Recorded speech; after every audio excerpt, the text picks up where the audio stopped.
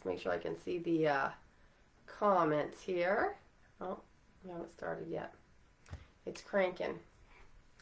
So I'm going to give it a few minutes to get itself organized. Oh, there we are. Hello. Okay. Hello, everyone. I'm just going to make sure I can see the comments here. All right. So, so good to have you here. Great to have you here live. Oh, can't answer that right now. Great to have you here live and great to have you here on the replay. Today's topic is one of my absolute favorites because I feel like it's just not talked about anywhere else. We're talking about being partners and friends. Now, everybody wants that, right? It seems like an obvious, like a given. Yeah, of course we want to be friends. Hey, Elizabeth. But we don't talk about how to do that, right? We don't talk about how to create that dynamic. And a lot of people will tell me, oh, I've gone to therapy and the therapist told my husband to do X, Y, and Z and he did it for a couple weeks and then he stopped and then, back to normal. Which is very, very, very typical. And that's because of a misunderstanding around what creates partnership, okay? It's about respect, right? It's about mutuality. But how do you get there? Really what we're talking about is a balance of power. When we have an inequality like this, we have one person who's one up and one person who is one down. And that is the uncomfortable feeling that many women speak of. Like, he's superior to me. He talks down to me. He looks down on me. He criticizes, there's lots of relationships where the woman is the one up in the mothering role, and that's a different kind of problem. But when you're dealing with the man who's in one up, and he's kind of just like dismissive and cold and not appreciative, and you're going like, does this person even like me? Like, where's the friendship here? Where's the partnership I thought we signed up for? So this balance of power thing is not actually about if your husband is just a jerk or he doesn't know how to be a team or anything like that, unless he's like, clinically not doing well. But if he's a normal man, it has to do with instinctual ways that we respect people. So I want you to think about some people who seem to get a lot of respect in their environment that you know, or people that you respect. And then think of people who don't get a lot of respect and kind of get taken advantage of and not treated very well. And I want you to consider, what are the differences between those two people, okay? I think a lot of people think about superficial markers like looks or status or something like that, but those are actually not the main things that cause someone to be respected. People get respect when they command respect. And what that means is they feel entitled to respect, they don't tolerate disrespect, they carry themselves, they believe in themselves, and they communicate themselves in such a way that you have to respect them. You don't get an option if you want to be in their life. And this is something that we as women have not been schooled in. This is about power.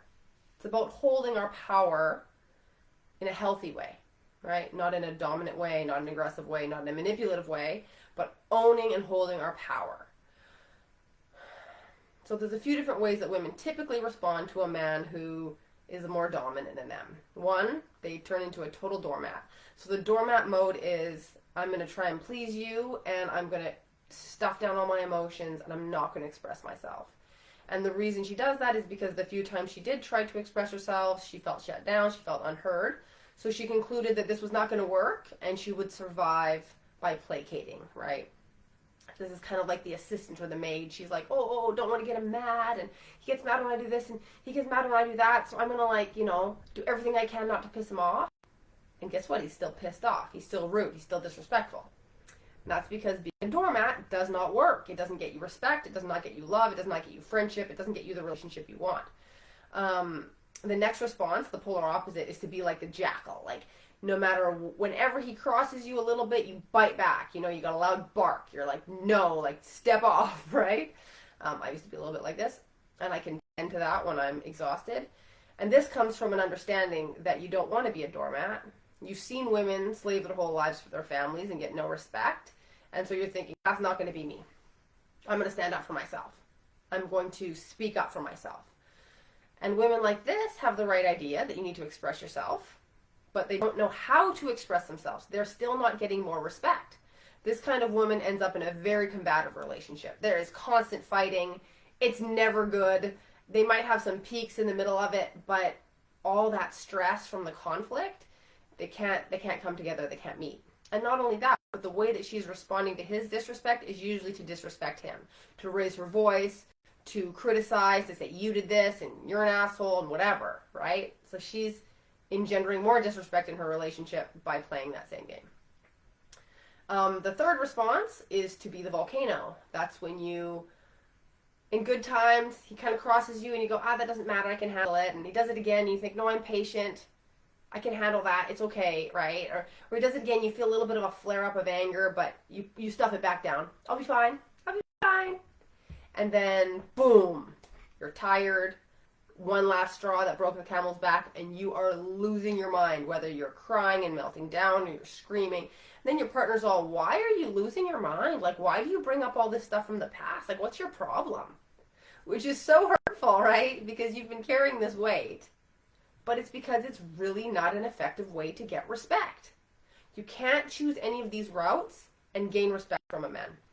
And this is because respect is given instinctually. You can't require someone to respect you unless you are commanding it yourself.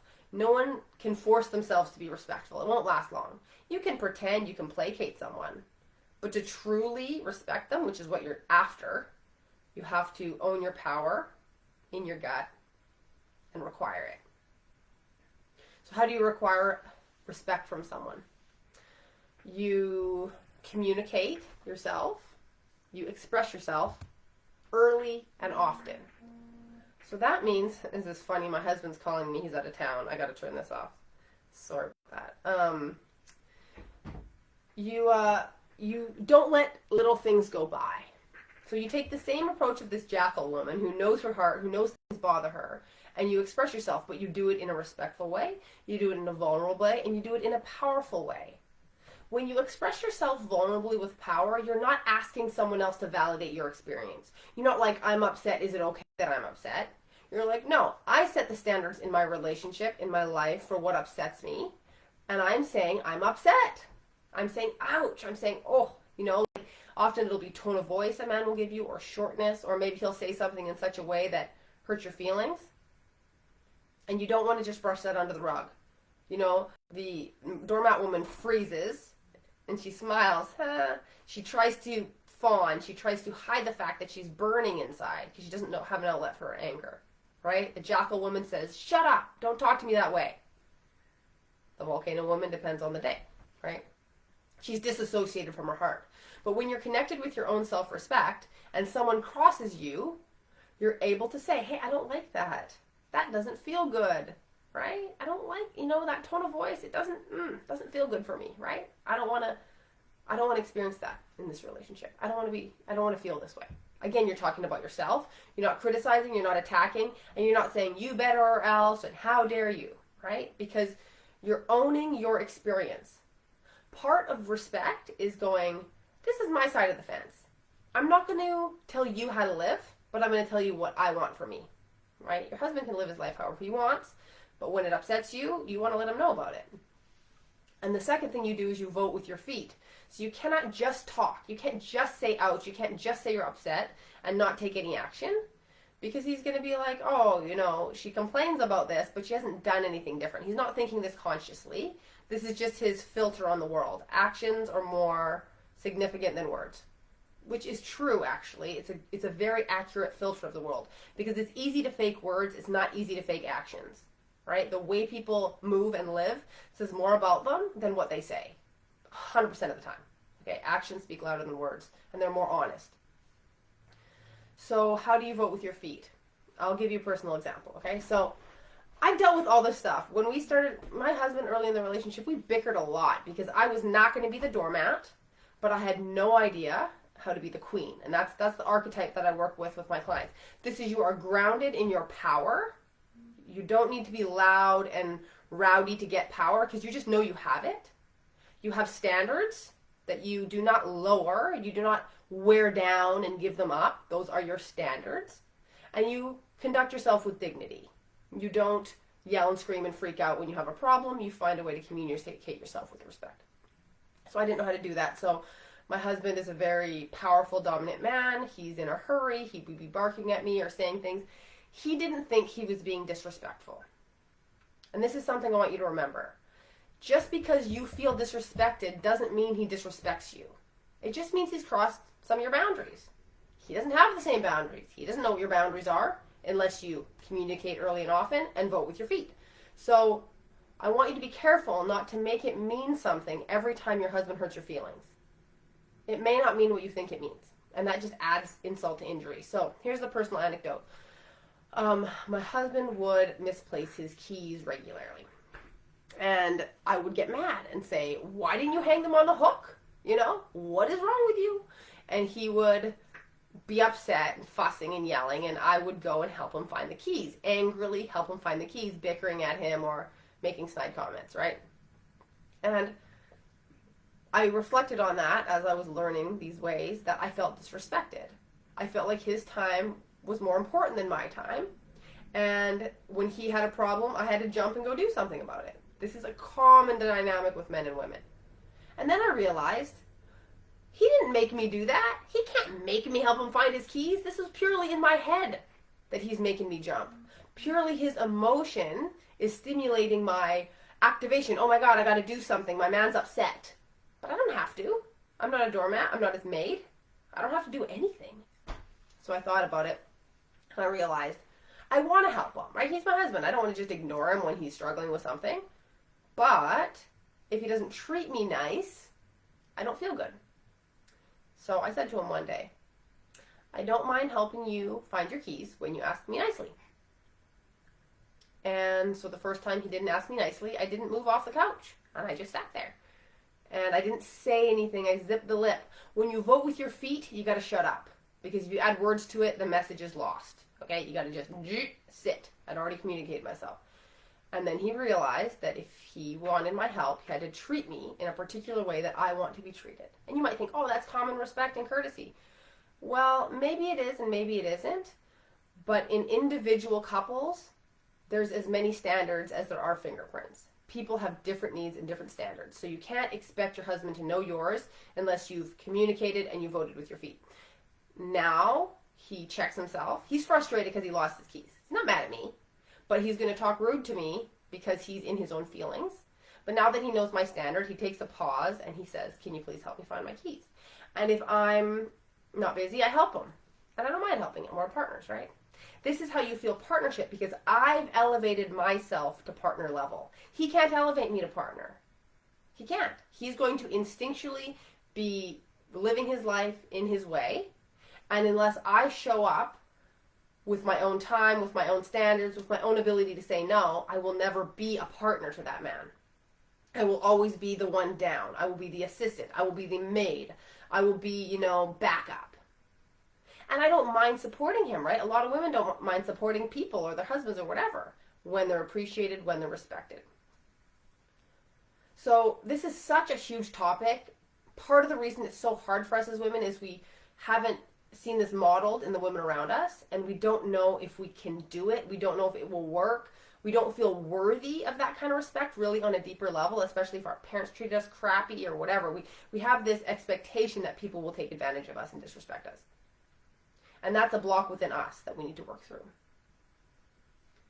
So when it comes to respect and partnership, it's about balance of power, and it's about you elevating yourself and your standards with clarity and consistency. And your husband will learn and come up to that. This happens time and time again. But if we're inconsistent, if we can't respect ourselves, if we can't hold our ground, why would we expect him to change his habits?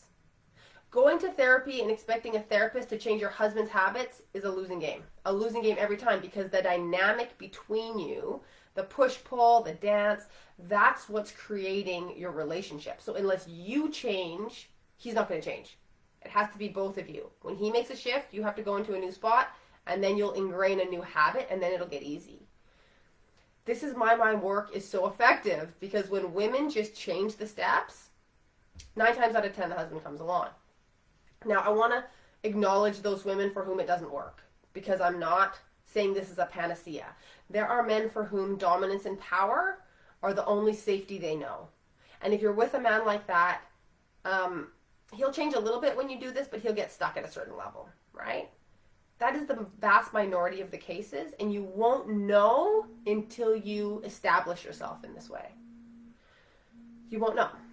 And if you are with a man who can't change for whatever reason, if he's dealing with mental issues and he's stuck, you're going to need to be that much more powerful, because he might still act in ways you don't like, but you don't need to take that personally. You don't need to think that means that you have less worth. You don't need to crumble, right?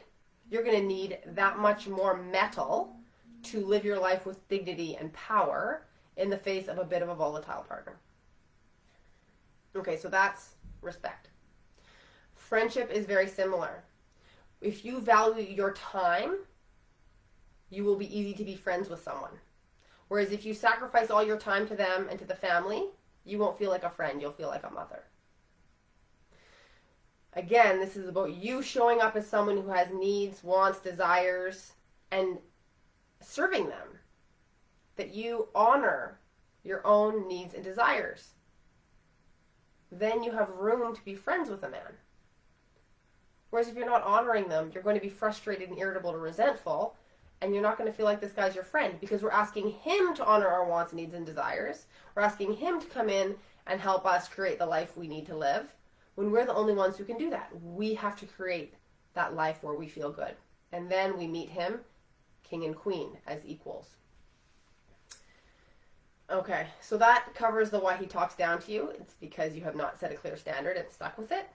I also talked about why he forgets things. Often women will feel disrespected when a man forgets things that she said. And I want you to take this out of the category of disrespect. That is almost always the wrong characterization. Men forget things for very different reasons, okay? So usually us as women, we don't have much trouble remembering something that somebody we cared about said. If they said how they like their cinnamon buns, if they said how they like their,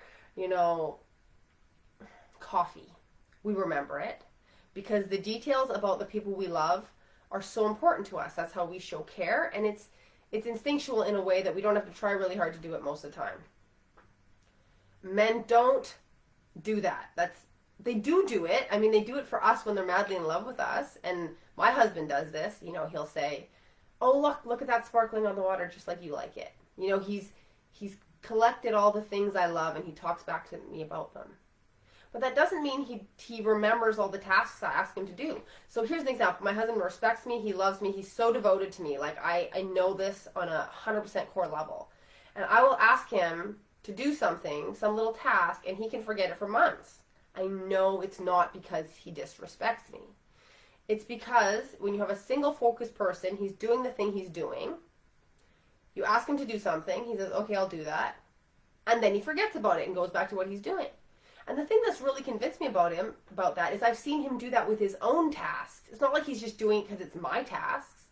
If things are not higher on the priority list, they can get shifted to the bottom. That's a whole nother talk about how to engender his desire to remember the things you ask. Because again, I'm in that place now where he remembers most of the things I ask him, even if he can't get them all done. Come to my group if you want to learn this thing. You can have a man who does things before you say them, before you ask, a man who remembers the things you do ask, a man who listens every time you express your desires and finds ways to fulfill them. You can have that. It's like amazing. Like, he wants to be in service of your happiness. But when you feel disrespected, not as partners, that feels so far off. I get that. I didn't really believe it when I was there either. So the first one was about balance of power, getting respect. The next is about he forgets things. And I would say that that's a male-female difference. The way that men remember and forget is quite different than us.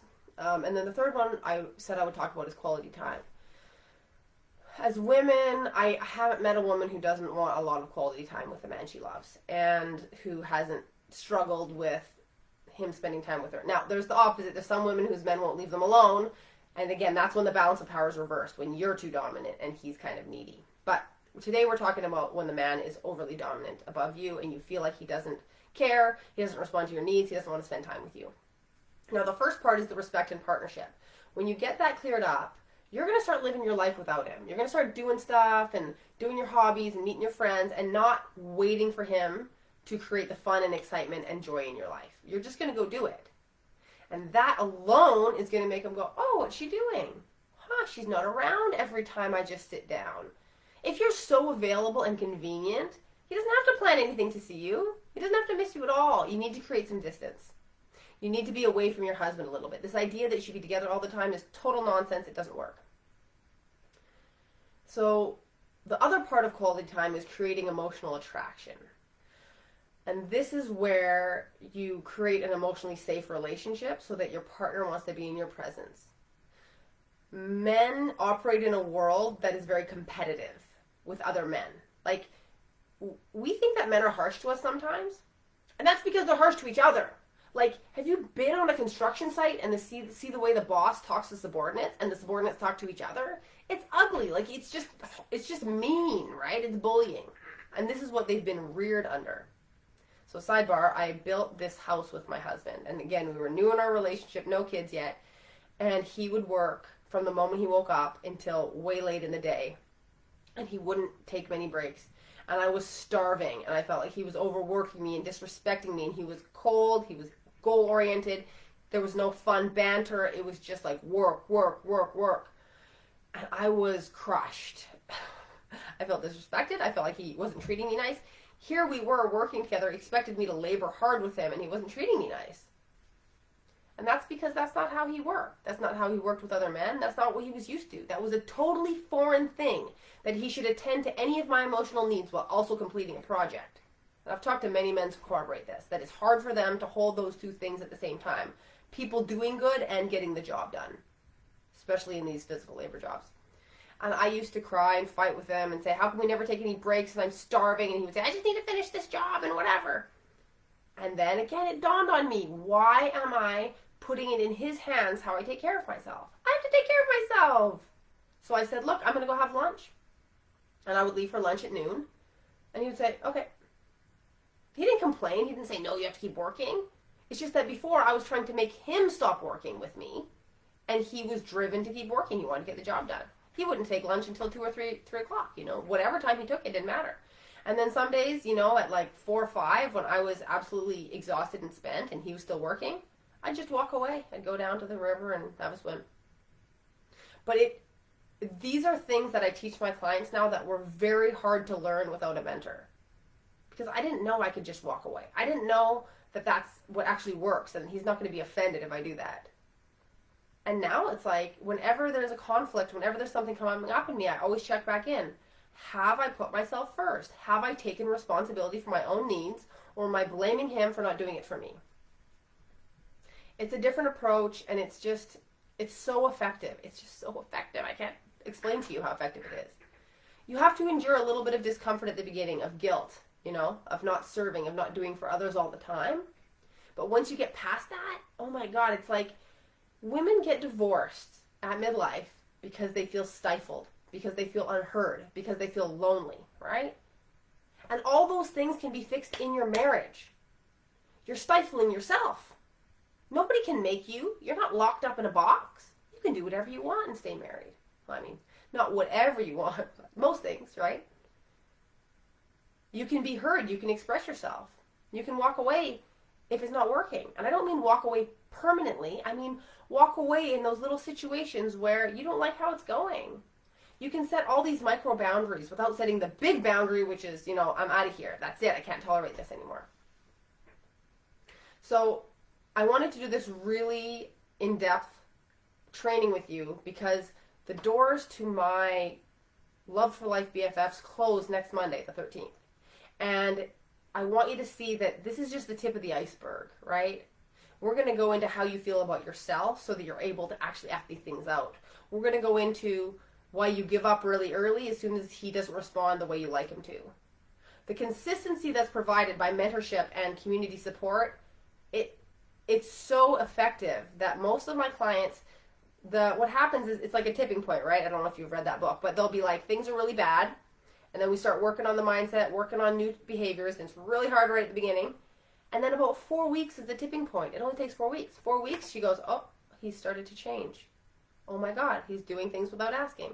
Wow, he's smiling at me. Wow, he's starting to compliment me. What's going on? And they go, I'm so peaceful. I was so exhausted. And as my one client said, I love the way she put it. She said, Shiloh, did I have the cards all along?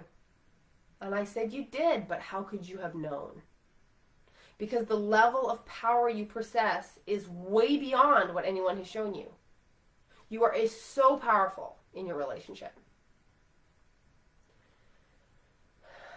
So if you are interested in joining up with me this summer, message me. I'll chat with you, whatever you need to know. We can have a phone call. It's going to be this tiny group. I think there's going to be 5 of us this summer.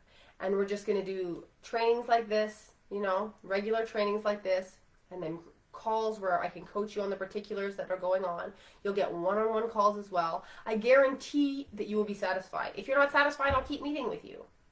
If you don't get the results you want, we'll have more sessions. Like, I'm so committed to your success. This is not just about a flash in the pan. Like, oh, I'm going to try these new techniques, and then what if they don't work? No, we're going to make sure they work. And if you get to the point of these are not working, I will walk with you through those decisions. I'll make sure that you feel good about whatever decision you have to make. Because if you are in one of those relationships where it's not going to work, you need somebody by your side validating your experience and saying, yes, I saw you do this work. Yes, I saw you express yourself, right? But all women are welcome. The women who feel like maybe it's too late for me. The women who feel like, yeah, I think this could work. You're all welcome because we all need each other. And when my clients who are in a really, really tough situation hear about the other clients, they go, oh, it could be that good? And when the clients who are in a good situation see the really tough one goes, I guess I'm actually pretty lucky to have this guy, And we get perspective. Because we don't often hear about the inner workings of people's marriages. We never really know what goes on in there. And I think that that's a big disservice to us. We don't know what a real life love story feels like. We haven't seen people turn it around, right? And that's what I've done. I share all kinds of stories about my personal marriage. And I do that because I felt like I'd tried everything. I'd done the doormat, the volcano, and the jackal. They all didn't work. I thought, well, what else is there? Read a book. Why don't you read a book? Go to therapy. He doesn't want to go to therapy. Many of my clients have been to couples therapy, and it didn't work because they didn't understand their power in the dynamic. Okay, I could go on for 100 years on this topic. It's my favorite topic in the world. I love hearing from you, whether you're going to join the group this round or whether you just want to tell me what your takeaways were. Please message me. Please comment below. I am so moved by the transformations that the women I work with make, and I want to hear about it. It just lights me up. So have a great day, and I want you to know that once the summer group starts, I won't be making these really long lives in the group because I'm going to be putting my energy into Love for Life BFFs.